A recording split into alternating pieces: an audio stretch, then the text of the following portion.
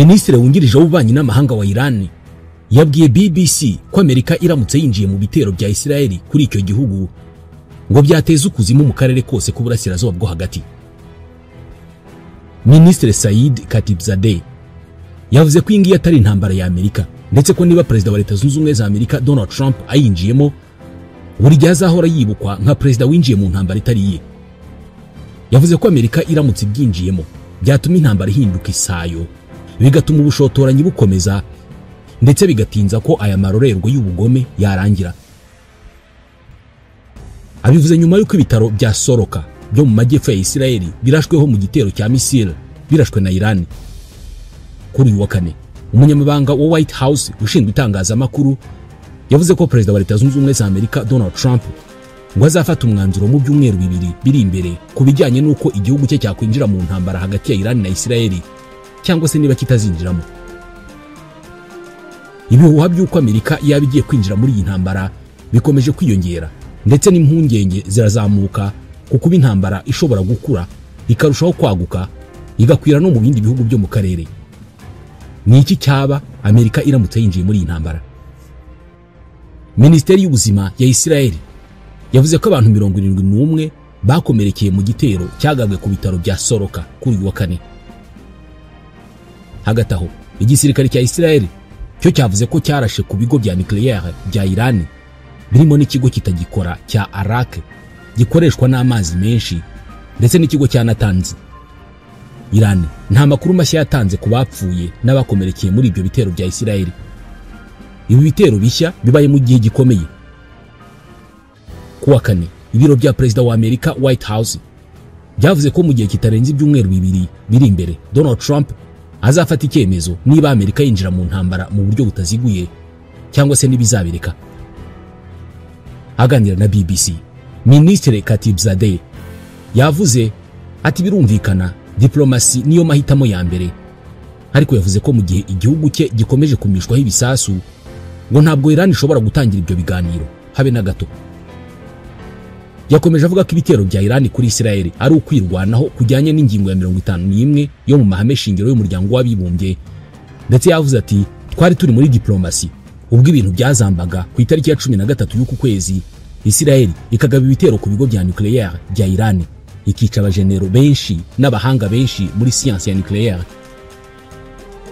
Uyu muminisitiri wungirije w'ububanyi n'amahanga yavuze ko iyi ntambara yabayeho nta bushotoranyi bwabanje kubaho, ndetse ko ari intambara itari ngombwa. Mu gusubiza ku byo Trump yakomeje kuvuga ko iyi ntambara yari kuba yaririnzwe iyo Iran iza kuba yaremeye gusinya amasezerano ya nucleaire, Minisitiri Khatibzadeh yavuze ko bari mu biganiro kugeza ubwo Israeli yadobyaga ibyo biganiro ikagaba ibitero kuri Iran. Ati twari turimo guteganya kujya mu cyiciro cya 6 cy'ibiganiro kuri nucleaire i Muscat, umurwa mukuru wa Oman, ndetse mu by'ukuri twari turi hafi cyane kugera ku masezerano. Perezida Donald Trump arabizi cyane kurusha undi muntu wari we wese ko twari turi hafi cyane kugera ku masezerano. Uyu muminisitiri yananenze ubutumwa bwa Donald Trump bwo ku mbuga nkoranyambaga hamwe n'ibiganiro bye, avuga ko ibi byose byateje urujijo kandi biravuguruzanya, ngo bigaragaza ko Abanyamerika bari babizi ndetse bagize uruhare mu ntambara. Amakuru avuga ko intumwa yihariye ya Amerika mu burasirazuba bwo hagati Steve Witkoff hamwe na Minisitiri w'ububanyi n'amahanga wa Iran Abbas Araghchi ngo bavuganye inshuro nyinshi kuri telefoni guhera ku wa 5 w'icyumweru gishize mu rwego rwo gushaka umuti wa diplomasi unyuze mu biganiro wo kurangiza aya makuba, nk'uko ibiro ntaramakuru Reuters byabyanditse. Abadiplomate batatu bavuganye na Reuters ndetse bagasaba kudatangazwa amazina kubera ubukana bw'iyi ngingo.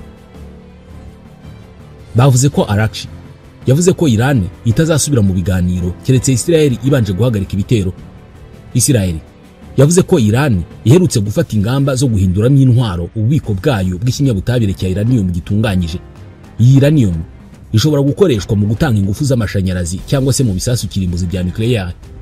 Buri gihe Iran yagiye ivuga ko gahunda yayo ya nucleaire ari iy'amahoro yose uko yakabaye. Kuwa 5 ushize, umuryango mpuzamahanga ugenzura ko ingufu za nucleaire zikoreshwa gusa mu buryo bw'amahoro IAEA ushamikiye kuri Loni wavuze ko Iran yakusanije uranium ihagije itunganyije ku kigero cya 60%, aho haba hasigaye gato gusa ngo igere ku rwego rwo kuvamo intwaro rwa 90% ku buryo ishobora kuzakora ibisasu kirimbuzi bya nucleaire. Minisitiri Khatibzadeh yasubije ati ibyo namanjwe. Yongeraho ati ntabwo ushobora gutangira intambara ushingiye ku bintu bihwihwiswa cyangwa se kubigamijwe.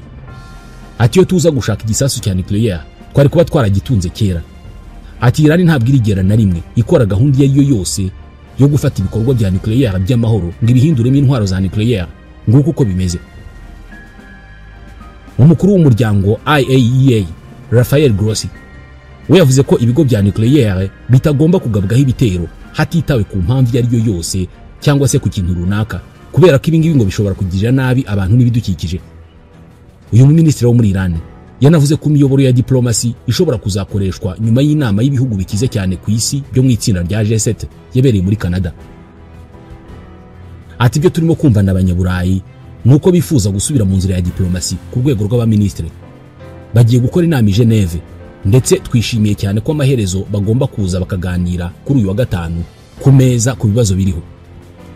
Kuri uyu wa kane umuvugizi w'ibiro bya Perezida wa Leta Zunze Ubumwe za Amerika Karoline Leavitt yabwiye abanyamakuru ko Perezida Donald Trump yatanze ubutumwa agira ati dushingiye ku kuba hari amahirwe menshi yuko habaho ibiganiro bishobora kuba cyangwa se ntibibe hagati yacu na Iran mu gihe cya vuba, nzafata umwanzuro ku bijyanye no kwinjira cyangwa se kutinjira muri iyi ntambara mu byumweru bibiri biri imbere. Aya ni amagambo Perezida Donald Trump ubwe yivugiye nk'uko Leavitt abisobanura. Umuvugizi w'ibiro bya Perezida Caroline Leavitt kandi yongeyeho ati Perezida ahora yifuza igisubizo gishingiye ku mahoro binyuze mu biganiro. Ati ni umukuru w'igihugu ushaka amahoro, ni Perezida uhora haranira amahoro. Niyo mpamvu igihe cyose habonetse amahirwe y'ubwumvikane Perezida Trump ahora yiteguye kuyafata. Atariko kandi ntatinya no gukoresha imbaraga igihe bibaye ngombwa. Leta Zunze Ubumwe za Amerika zasobanuye ko igitero cya mbere cya Isiraheli cyabaye ku itariki ya 13 y'ukwa gatandatu kuri Iran ngo cyari igikorwa cya Isiraheli yakoze ku giti cyayo. Ariko Bwana Trump ubwo yatanze ibimenyetso ko yari azi icyo gitero mbere y'uko kiba kandi agishyigikiye nk'igikorwa cya gisirikare cya Isiraheli. Icyarimwe nk'uko ibiro ntaramakuru Reuters bivuga bivuye mu makuru yatanzwe n'abadiplomate batatu batatangajwe amazina, intumwa idasanzwe ya Perezida Donald Trump mu burasirazuba bwo hagati Steve Witkoff yavuganye na Minisitiri w'ububanyi n'amahanga wa Iran Abbas Araghchi kuri telefoni inshuro nyinshi kuva Isiraheli yatangiza ibitero byayo. Ba Minisitiri w'ububanyi n'amahanga w'Ubwongereza, Ubufaransa n'Ubudage baragirana ibiganiro na Minisitiri w'ububanyi n'amahanga wa Iran i Geneve kuri uyu wa gatanu mu rwego rwo gushaka umuti w'intambara iri hagati ya Isiraheli na Iran. Bamwe mu banyapolitike muri Leta Zunze Ubumwe za Amerika baravuga ko bahangayikishijwe cyane n'uburyo Donald Trump arimo kwitwara muri iki kibazo. Yasamin Ansari ni umugore ukiri muto kurusha abandi bagize inteko ishinga amategeko ya Leta Zunze Ubumwe za Amerika, akaba ari umudemokrate ukomoka muri Iran. Yavuze ko ahangayikishijwe cyane n'uburyo Perezida Donald Trump arimo kwitwara muri iyi ntambara iri hagati ya Iran na Isiraheli.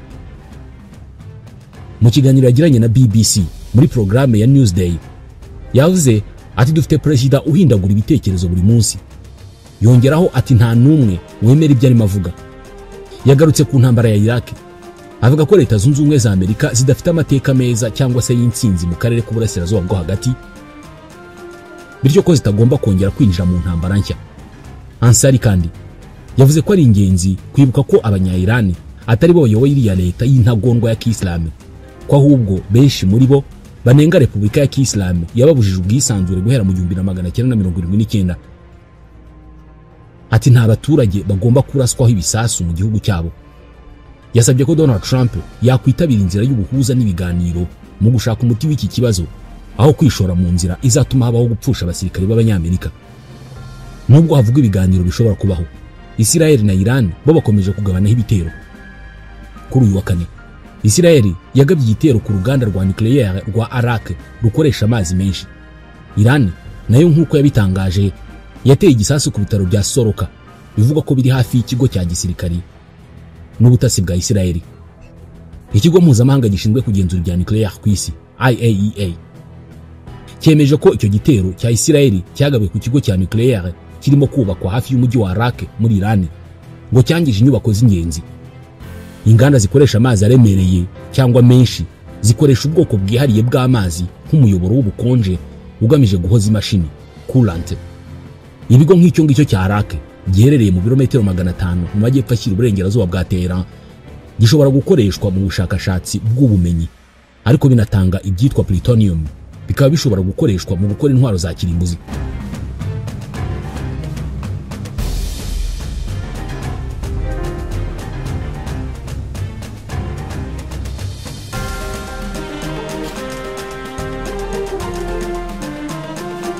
Mu itangazo ryashyizwe ahagaragara n'umuyobozi wa IAEA Rafael Grossi, yavuze ko nubwo nta mpanuka ikomeye ya kirimbuzi cyangwa se radiological incident yagaragaye nyuma y'ibyo bitero bya Isirayeli, ngo haracyari ingaruka zishoboka z'impanuka ya kirimbuzi. Ati mu bihe bigoye kandi byuzuyemo urujijo nk'ibi, ni ingenzi cyane ko IAEA ihabwa amakuru ku gihe kandi buri gihe ku bijyanye n'ibikorwa bya nucleaire. Minisitiri w'ingabo wa Isirayeli Israel Katz na Minisitiri w'intebe Benjamin Netanyahu bategetse abasirikare gukaza ibitero bagaba kuri Iran kubera ko intambara yahinduye isura.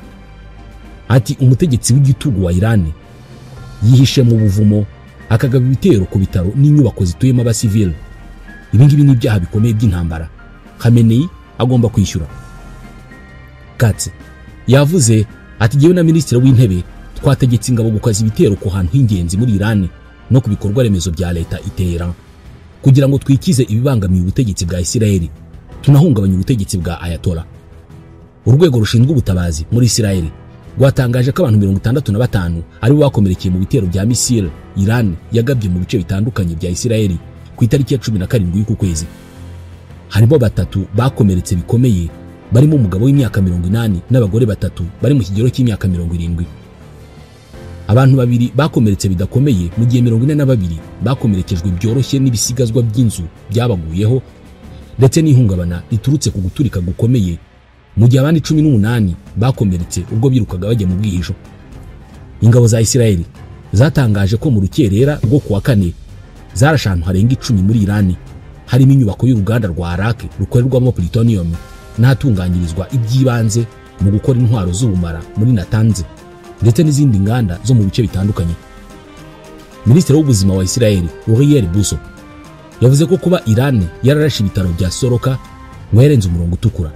Ati iki ni icyaha cy'intambara cyakozwe n'ubutegetsi bwa Iran. Iran biravugwa ko yarashe kuri ibi bitaro yashakaga kurasa inyubako ikoreramo ingabo n'ubutasi. Ibiro ntaramakuru bya Islamic Republic News Agency byavuze ko igitero cya misile cyagabwe mu gitondo cyo kuri uyu wa 4 ngo cyari kigamije gusenya inyubako ikorerwamo n'ubutasi n'ubuyobozi bukuru bw'ingabo za Isirayeli ndetse n'ikigo cy'ubutasi bwa gisirikare muri Gav-Yam Technology Park. Ibiro bikuru by'izi nzego biri hafi y'ibitaro bya Soroka muri Beersheba, ariko ibitaro nibyo byangiritse gusa. Perezida wa Isirayeli Isaac Herzog yahumurije abaturage bagizweho ingaruka n'ibyo bitero byashegeshe Beersheba, Tel Aviv, Ramat Gan n'ahandi. Ahamya ko mu bihe nk'ibi aribwo bongera kwibuka ko bugarijwe kandi hari impamvu ituma barwana. Minisitiri w'ingabo wa Isirayeli Israel Katz yavuze ko umwe mu musaruro biteze mu ntambara bahanganyemo na Iran ari ukwica umuyobozi w'ikirenga wa Iran Ayatollah Ali Khamenei umaze igihe ashaka kurimbura igihugu cyabo. Iyi ntambara ya Isirayeli na Iran yatangiye ku itariki ya 13 y'ukwezi kwa 6. Isirayeli irasa ibisasu ku bikorwa remezo bya Iran ngo yice intege mu mugambi wo gucura intwaro za nucleaire. Iyi ntambara iri ku munsi wayo wa 7, impande zombi zirarasana ubutitsa. Isirayeli ikavuga ko yarashe inganda nyinshi zikorerwamo iby'ibanze byageza ku bisasu bya nucleaire, mu gihe Iran nayo ivuga ko yarashe inyubako zikorerwamo ubutasi bw'igisirikare cya Isirayeli. Igitero cyagabwe ku bitaro bya Soroka muri Beersheba ndetse n'ibyagabwe i Tel Aviv na Ramat Gan ku itariki ya 19 byatumye abayobozi bose ba Isirayeli bavuga ko Iran irimo gukora ibyaha by'intambara. Ibi bitaro nibyo binini muri aka gace biherereyemo. Minisitiri w'ingabo wa Isirayeli Israel Katz yavuze ko intambara barimo igomba kuzarangira umuyobozi w'ikirenga wa Iran Ayatollah Ali Khamenei yishwe. Ati umugabo nka Khamenei wahoranye umugambi wo gusenya Isirayeli anyuze mu ntumwa ze, uyu mugabo ufite umugambi wo kudutera ntabwo agomba gukomeza kubaho. Iki kibazo cyo guhagarika uyu mugabo cyangwa kwica uyu mugabo ni kimwe mu bigize uru rugamba, ndetse ubu turumva uruhare rwe kurusha mbere. Minisitiri w'intebe wa Isirayeli Benjamin Netanyahu aherutse kuvuga ko ibitero birimo kugabwa kuri Iran bizafasha abanya-Iran kugera ku nzira y'ubwigenge. Nubwo Isirayeli ivuga ibyo kwivugana Khamenei, Perezida wa Amerika Donald Trump aherutse kuvuga ko bazi neza aho Khamenei yihishe, ariko ibyo kumwica ngo ntabwo ari wo mugambi ugezweho ubu. Gusa mu gihe Perezida Trump asa n'uwavuye mu biganiro akavuga ko Leta Zunze Ubumwe za Amerika zigiye kurasa Iran. Abanyaburayi nabo barasa n'abatekereza indi nzira yo kumvikana na Iran. Mu bisa n'ihangana ry'abo banyaburayi na Donald Trump, kubera ko nawe asa n'uwabavuyeho mu ntambara ya Ukraine n'Uburusiya, barasa naho bazanye umurongo utandukanye na Trump wo kumvikana na Iran. Aba banyaburayi baragaragaza ko badashyigikiye intambara Israel yatangije kuri Iran.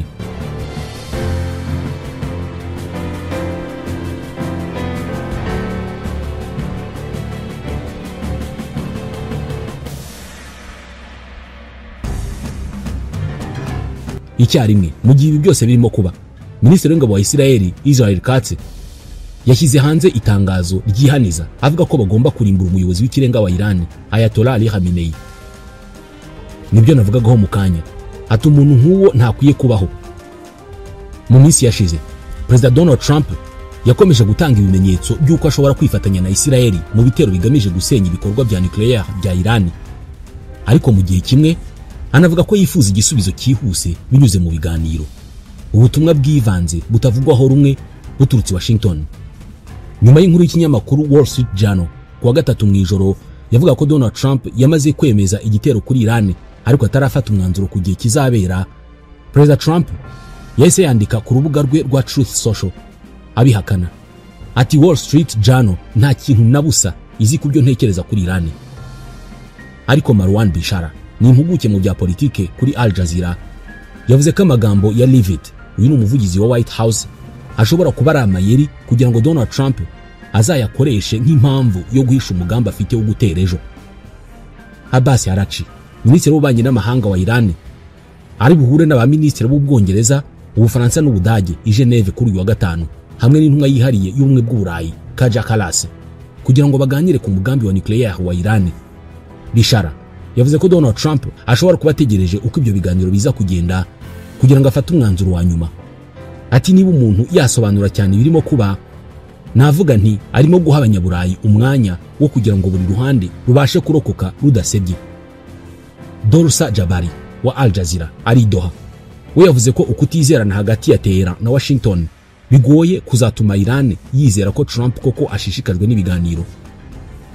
Ati niba koko Israel yarahawe uruhushya na Amerika rwo kugaba ibitero kuri Iran, bizagora cyane abanya-Iran kwizera ko Donald Trump yiteguye kuganira. Ariko yongeraho ati nubwo bimeze bitya, n'umukino wa diplomasi bagomba gukina. Yavuze ko Iran igomba kwitabira ibiganiro bya Geneve kubera ko nitabikora bazashingwa ko batifuza kuganira ahubwo bashaka intambara. Yavuze ko abanyaburayi barimo gukora nk'abahuza hagati ya Amerika na Iran. Icyarimwe Uburusiya n'Ubushinwa bakomeje gutanga impuruza ku bijyanye n'uruhare rwa Amerika muri iyi ntambara, basaba ko habaho agahenge n'ihagarikwa ry'ibitero.